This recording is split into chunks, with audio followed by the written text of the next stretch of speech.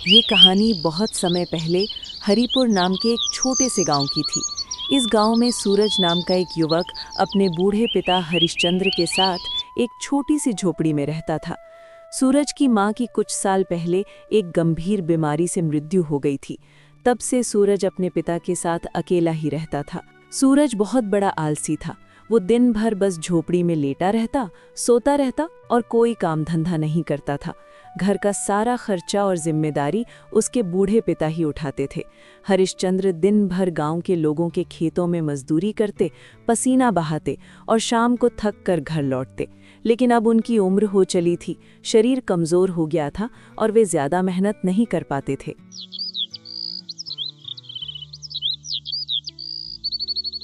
एक दिन हरिश्चंद्र मजदूरी करके घर लौटे।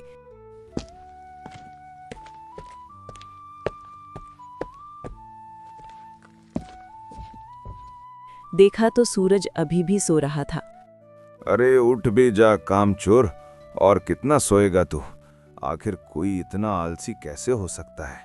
जब से तेरी माँ गई है, इस घर का पूरा खर्चा मैं ही उठा रहा हूँ। इतना बड़ा होकर एक बोझ की तरह दिन भर पड़ा रहता है।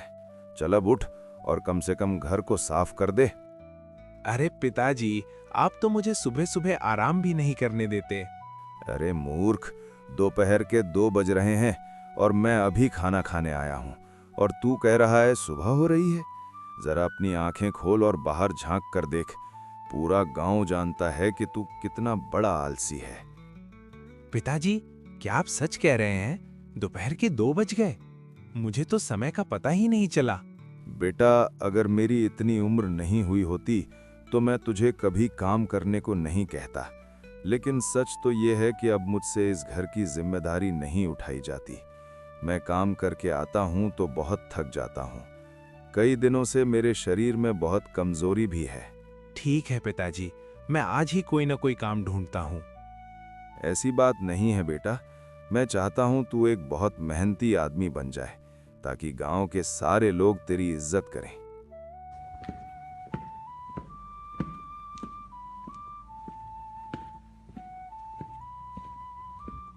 रास्ते में एक गांव वाला मिला। उसने सूरज को देखकर मजाक उड़ाया। अरे क्या बात है सूरज भैया, आज इतनी सुबह सुबह कैसे उठ गए? इतनी सुबह उठकर घूम रहे हो, कहीं तबीयत ना बिगड़ जाए। तुम्हें इससे क्या लेना देना? मेरी मर्जी कि मैं देर से उठूं या जल्दी। तुम अपने काम से काम रखो ना। क्या कहा? जब मन करेगा तब उठूंगा। तुम्हें शर्म नहीं आती? तुम्हारा बूढ़ा बाप दूसरों के खेतों में मजदूरी करके तुम्हारा पेट पाल रहा है और तुम्हें जरा भी शर्म नहीं लग रही? ये बातें सुनकर सूरज को बहुत गुस्सा आया। वो अनसुना करके वहां से चला गया और जंगल में एक पेड़ के नीचे बैठ गया। मन ही मन सोचने लगा। पता नहीं ये गांव वाले अपने आप को क्या समझते हैं। जरा सा दिन भर काम कर लेते हैं तो सब कुछ जान गए। मेरा मजाक उड़ाने में कोई कसर नहीं छोड़ते। लेकिन मैं भी एक न एक दिन इन्हें बहुत बड़ा काम करके दिखाऊंगा। फिर देखता हूं कौन मुझे क्या बोलता है। अभी तो मुझे बहुत थकान हो रही है। मैं एक काम करता हूं, थोड़ी देर यहीं पेड़ की छांव में सो लेता हूं। इतना सोचकर सूरज वहीं सो गया। तभी वहां से दूसरे गांव का एक विद्वान पंडित गुजर रहा था।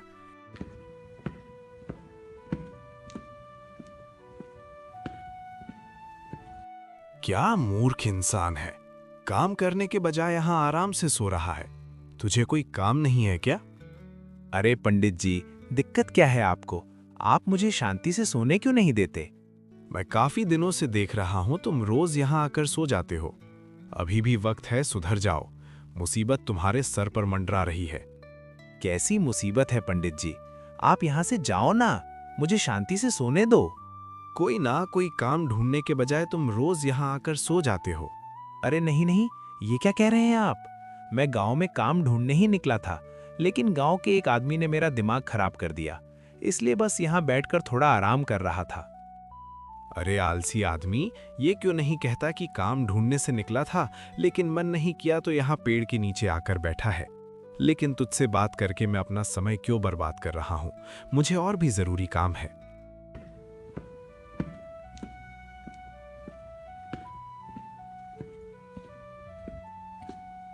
पंडित की बातों का सूरज पर कोई असर नहीं हुआ और वो फिर सो गया। शाम हो गई तो सूरज घर लौटा।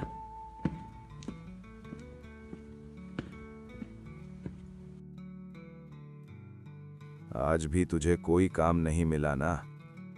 पिताजी, मैं काम ढूंढने ही बाहर निकला था, लेकिन गांव के भोला ने मेरा दिमाग खराब कर दिया। बस इसलिए आज मुझे कोई काम नहीं मिल पाया। बेटा, तू तो रोज ही कोई ना कोई बहाना बनाता है। भला किसी के बोलने से क्या होगा? अगर तूने काम ढूंढा होता तो तुझे जरूर मिल गया होता। पिताजी, अब क्या कहना चाहते हैं?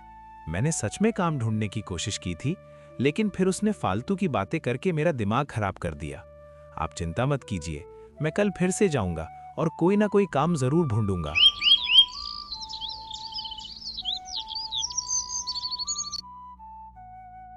अगले दिन सुबह सूरज फिर काम की तलाश में निकला।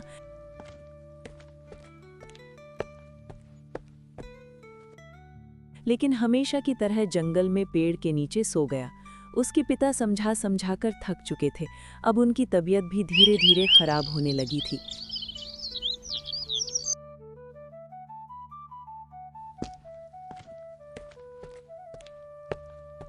एक दिन सूरज उठा तो देखा पिता अभी सो रहे थे। अरे पिताजी, आप अभी तक सो रहे हैं? आप हमेशा मुझे कहते हैं कि जल्दी उठो, और आज आप खुद इतनी देर तक सो रहे हैं। आज तो आपने खाना भी नहीं बनाया। भला मैं खाली पेट काम ढूंढूंगा कैसे? पिताजी उठिए, आप मेरी बात सुन रहे हैं क्या? अरे सूरज बेटा, आज मेरी तबीयत थोड़ी ज्यादा खराब है। तुम एक काम करो, बाहर में कुछ खा पी लेना, क्योंकि बेटा मेरे अंदर तो इतनी ताकत नहीं बची कि मैं आज खाना बना सकूं। पिताजी, आप ऐसा क्यों बोल रहे हैं? आपकी तबीयत ज्यादा खराब है क्या? पिताजी, आपको बहुत ज्यादा बुखार है। आपका पूरा शरीर जैसे तप रहा हो। नहीं पिताजी, आपको ज्यादा बुखार है। आप मेरे साथ अभी डॉक्टर के पास चलिए। सूरज तुरंत पिता को गांव के डॉक्टर रामदास के पास ले गया। डॉक्टर ने जांच की। सूरज, तुम्हारे पिताजी की तबीयत बहुत ज़्यादा खराब है। उनकी किडनी में इन्फेक्शन है, इसलिए उनकी हालत गंभीर है। जल्द से जल्द उनका ऑपरेशन करना होगा, तभी वे ठीक हो पाएंगे। लेकिन डॉक्टर साहब, ऑपरेशन में तो बहुत पैसे लगते हैं ना? हाँ, उसके लिए तुम्हें 60,000 रुपये जमा करने होंगे अस्पताल में। ठीक है डॉक्टर साहब, आप मुझे कुछ दिनों का वक्त दीजिए, मैं पूरे पैसे जमा कर दूंगा। इन्हें समय पर पिलाना, थोड़ी राहत रहेगी। डॉक्टर ने कुछ दवाइयां दी। सूरज पिता को घर ले आया। अब उसे अपने आलस पर बहुत गुस्सा आ रहा था। सूरज आलसी जरूर था, लेकिन पिता से बहुत प्यार करता था। माँ के जाने के बाद पिता ही उसका सहारा थे। अब वो पिता को नहीं खोना चाहता था। उस रात सूरज ने खुद खाना बनाया। जो सूरज हर रोज बेफिक्र सोता था, आज उसकी आंखों में नींद नहीं थी। वो सोचता रहा, ये सब मेरी लापरवाही की वजह से हो रहा है। माँ के जाने के बाद काश मैं पिताजी के कंधों पर इतना बोझ न डालता। आज उनकी ये हालत मेरी वजह से ही है। लेकिन अब मैं क्या करूं? कहां से लाऊं इतने सारे पैसे?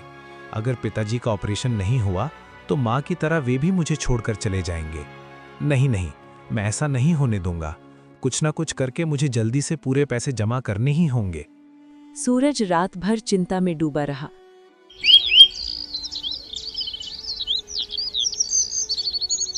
सुबह होते ही वो गांव के मुखिया के पास गया।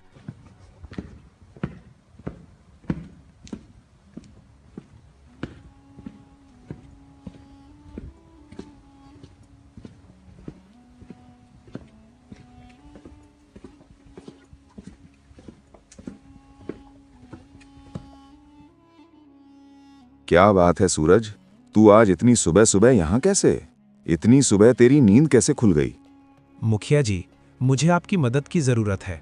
मेरे पिताजी की तबीयत बहुत खराब है, इसलिए मुझे कुछ पैसों की ज़रूरत है।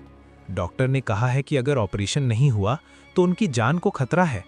आप मुझे कुछ पैसे उधार दे दीजिए। अच्छा अच्छा, तो तू यहाँ सुबह सुबह मुझे पैसे मांगने आया है?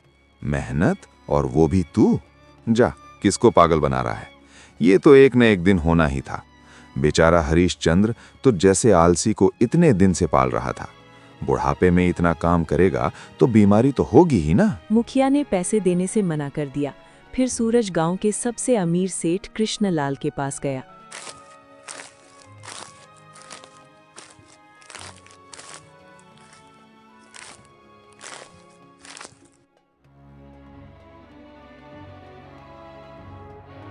अरे वाह भाई सूरज, आज तो इतनी जल्दी यहाँ कैसे? मेरे पिताजी की तबीयत बहुत खराब है, इसलिए मुझे कुछ पैसों की ज़रूरत है। डॉक्टर ने कहा है कि अगर ऑपरेशन नहीं हुआ तो उनकी जान को खतरा है। आप मुझे कुछ पैसे उधार दे दीजिए, इसके बदले चाहे आप अपने खेतों में मुझे जितने साल भी काम करवा लें, मैं तैयार हूँ। कृपया मेरी मदद कर दीजिए। अरे तुझे सुबह सुबह पागल बनाने को नहीं मिला था क्या? तुम्हें ये पूरा गांव जानता है।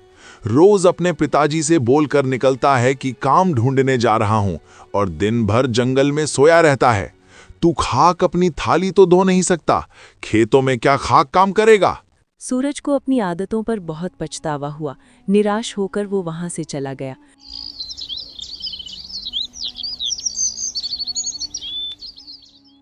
फिर वही पेड़ के नीचे बैठ गया। आज उसके चेहरे पर उदासी थी, आंखों में पछतावे के आंसू थे। वो मन ही मन बोला, हे भगवान, मुझे माफ कर दीजिए। मुझे इतना आलस नहीं करना चाहिए था। आज मुझे मेरी गलती का एहसास हो चुका है। मेरे आलस की वजह से आज मुझे गांव में कोई भी काम देने को तैयार नहीं है और पिताजी की तबीयत इतनी खराब है। लेकिन अब मैं क्या करूं?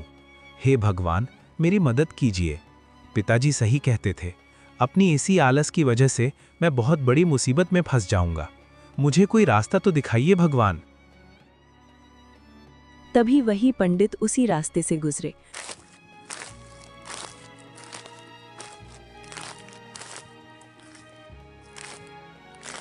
सूरज को रोते देखकर रुक गए।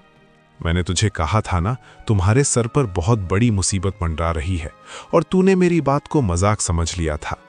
आपने बिल्कुल सही कहा था महाराज, मुझे माफ कर दीजिए। मैं सच में बहुत बड़ी मुसीबत में फंस गया हूँ। मेरे पिताजी की तबीयत बहुत खराब है और गांव में हर किसी ने मेरी मदद करने से इनकार कर दिया है। देख मेरे बच्चे, इस दुनिया में कोई किसी की मदद नहीं करता। तेरी मदद किसी ने इसलिए नहीं की क्योंकि तू बहुत बड़ा आलसी है। उनको डर है कि उनके पैसे डूब जाएंगे। अगर आज तू मेहनत कर रहा होता तो तुझे किसी के आगे हाथ नहीं फैलाना पड़ता। आपने बिल्कुल सही कहा, लेकिन अब मुझे मेरी गलती पर बहुत पछतावा हो रहा है। मैं पिताजी को खोना नहीं चाहता। उन्होंने कभी मुझे माँ की कमी महसूस नहीं होने दी। पंडित ने देखा कि सूरज सच में पछता रहा है। उन्होंने एक छोटी सी पोटली निकाली और सूरज को देते हुए कहा, सूरज, इस पोटली में जादुई भस्म है। इस भस्म को तुम हमेशा अपने पास रखना। इससे तुम्हारा सारा आलस दूर हो जाएगा और तुम्हारे अंदर इतनी ताकत आ जाएगी कि तुम जानवरों की तरह दिन रात काम करके अपने पिता के इलाज के लिए बहुत जल्दी पैसे जोड़ लोगे। महाराज, क्या ऐसा सच में मुमकिन है? आपने मेरी इतनी मदद की है तो कृपया मुझे इतना बता दीजिए कि मैं कौन सा काम करूं जिससे मैं पैसे जोड़ पाऊं, क्योंकि इस गांव में तो मुझे कोई भी काम देने वाला नहीं है। वो सब तुम इस भस्म पर छोड़ दो। इसे अपने पास रखना, तुम्हें रास्ता खुद ब खुद मिलता जाएगा। जैसे अभी तुम यहाँ जंगल में हो तो तुम्हें ढेर सारी लकड़ियाँ मिल जाएंगी और उन्हें बाजार में बेचकर कुछ पैसे तो मिल ही जाएंगे। और यहाँ से कुछ दूर जाने पर बहुत सारे फलों के पेड़ मिलेंगे। उन फलों को तोड़कर भी तुम बाजार में बेच सकते हो। सूरज ने भस्म रख ली और पंडित मुस्कुराते हुए चले गए।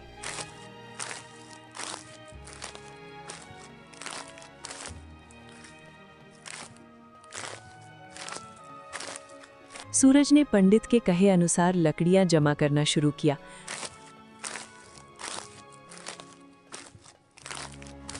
थोड़ी ही देर में उसने बहुत सारी लकड़ियां इकट्ठी कर ली। अरे वाह, मैंने तो कितनी सारी लकड़ियां जमा कर ली हैं। सच में ये भस्म तो जादुई है।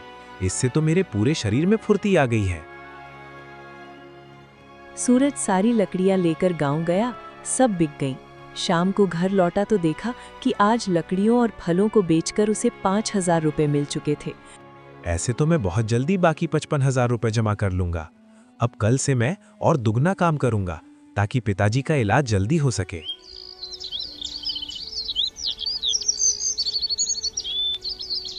अगले दिन सूरज फिर जंगल से लकड़ियां लेकर गांव आया। गांव वाले हैरान थे।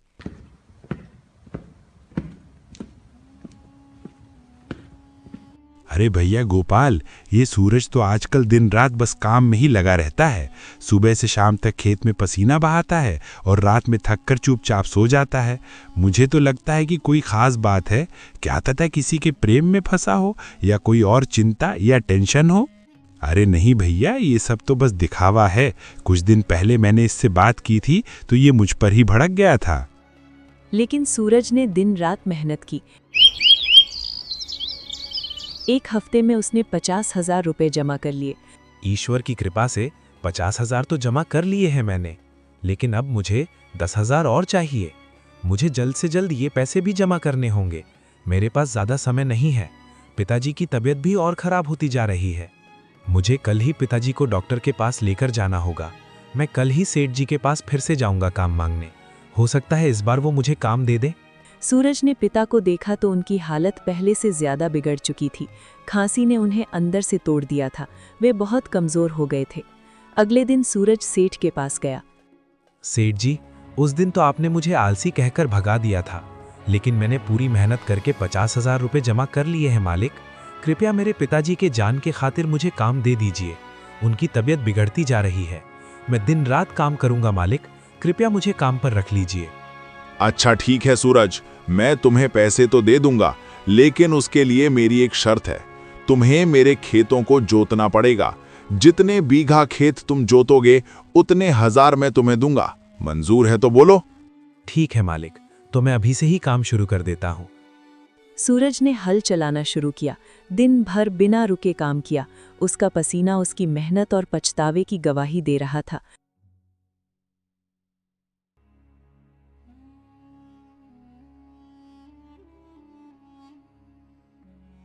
सुबह से शाम तक काम करता रहा।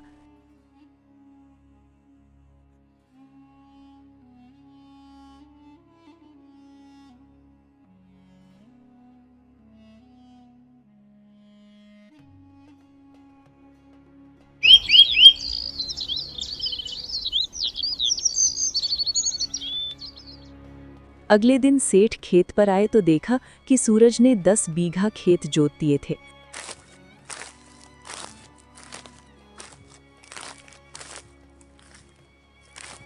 अरे वाह लड़के, तू इतनी मेहनत करेगा मैंने सोचा भी नहीं था। तूने कल से बिना आराम किए मेरे 10 बीघा खेत को जोत दिया। मैं तुम्हारे काम से बहुत खुश हूं। आज मैं तुम्हें 15,000 रुपए दूंगा। आज ही तुम अपने पिताजी का इलाज करवा लो। सूरज ने पैसे लिए, अस्पताल में जमा किए और पिता का ऑपरेशन करवाया। कुछ दिन बाद हरिश्चंद्र पूरी तरह ठीक हो गए।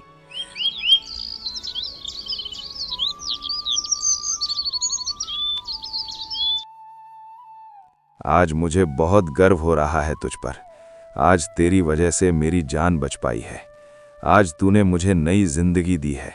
हरिपुर के ठीक होने के बाद भी सूरज ने काम नहीं छोड़ा।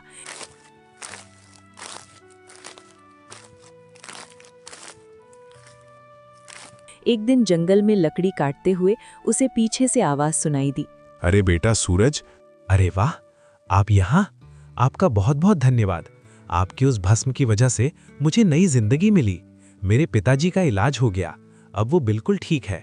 आपकी वजह से आज मेरे घर में किसी चीज की कमी नहीं है। आपका ये आभार मैं जीवन भर नहीं भूलूंगा। मैंने तो कुछ भी नहीं किया है, यहाँ तक कि वो भस्म भी जादुई नहीं थी।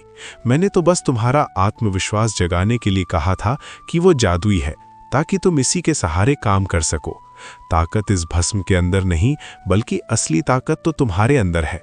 मैं तो बस तुम्हारे अंदर सोए हुए मेहनती इंसान को जगाना चाहता था, इसलिए मैंने ऐसा किया। क्या आप सच बोल रहे हैं पंडित जी? इसका मतलब वो कोई जादुई भस्म नहीं थी? वो भस्म तो बस राख थी बेटा। जादू तो तेरे अंदर था, जिस पर तूने कभी विश्वास ही नहीं किया।